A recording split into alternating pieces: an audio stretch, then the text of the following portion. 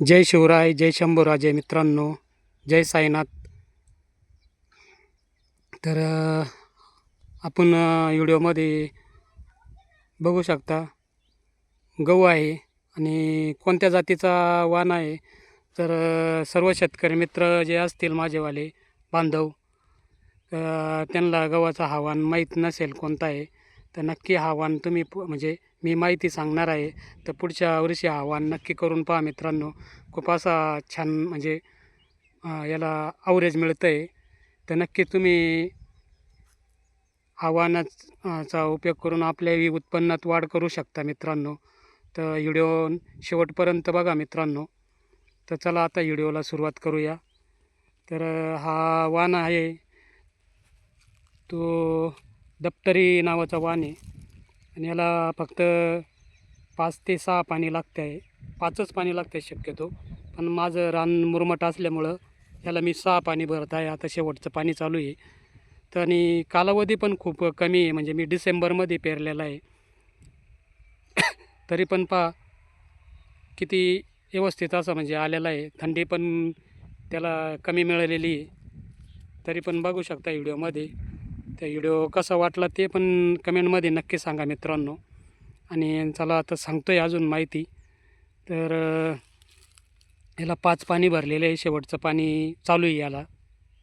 आणि दप्तरी नावाचा वाण आहे. आता तुम्ही म्हणशाल दप्तरी म्हणजे याच्या चपात्या वगैरे पोळ्या वगैरे खायला कशा लागतात, तर याच्या पोळ्या पण खूप छान लागतात आणि याला ॲव्हरेज पण खूप असतं. तर नक्की तुम्ही पण हा वाण घेऊ शकता मित्रांनो. तर बघा किती म्हणजे असा व्यवस्थित असा दिसतो आहे बघा व्हिडिओमध्ये. आणि नक्कीच याचा तुम्ही लाभ हे करू शकता बुवा. पुढच्या वर्षी हा वाण घेऊ शकता शेतकरी बांधव माझेवाले. आणि याच्या चपात्या पण अशा मऊ राहत्या. आता जर आपण म्हणतो का हे दप्तरी आमका 496 वगैरे याच्याच पोळ्या चांगल्या लागत्या, मग हा गहू जातो कुठं बुवा? मला हा प्रश्न पडलेला आहे. हा गहू कुठं नेमके जातो कुठं? तर ह्यो मिलला जातो आणि मिलमधून त्याचा आटा तयार होतो, म्हणजे आटाच्या पण चपात्या होत्या. मग हे लक्षात घ्या मित्रांनो. मला व्हिडिओच्या माध्यमातून हेच सांगायचं आहे का हा पण गहू एकदम याच्या पण चपात्या एकदम चांगल्या येत आहे. पोळ्या पण पुरणाच्या पोळ्या पण खूप छान येत आहे. तर नक्की शेतकरी बांधव आणि जे कोणी असन म्हणजे गहू घेणारे, विकत गहू खात असतील, त्यांना एक विनंती आहे की नक्की दप्तरी नावाचा गहू तुम्ही एकदा वापरून बघा.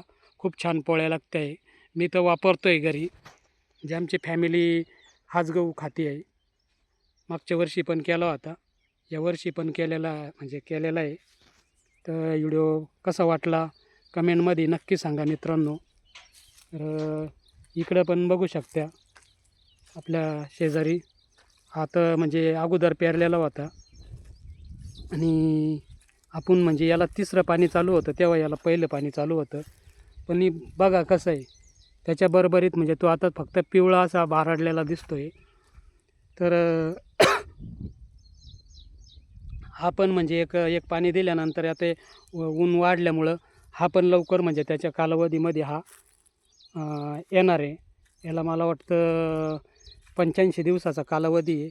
तर बरोबर हा 85 दिवसाच्या कालावधीमध्ये हा गहू तयार होणार आहे. म्हणजे आता मार्च चालू आहे, तर हा मार्च एंडपर्यंत हा गहू ओके होणार आहे, म्हणजे काढण्यालायक येणार आहे हार्वेस्टरनी.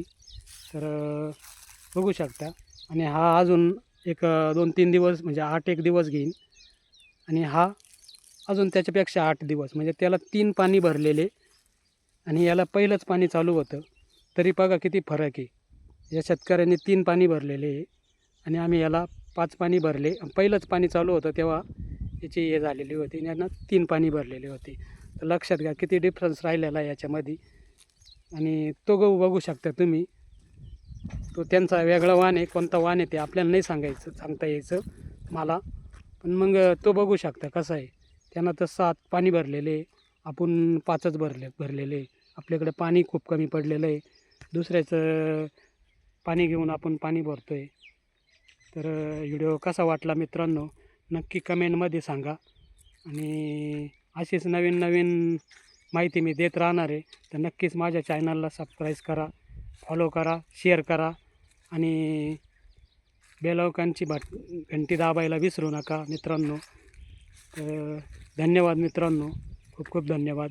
व्हिडिओ शेवटपर्यंत बघा फक्त.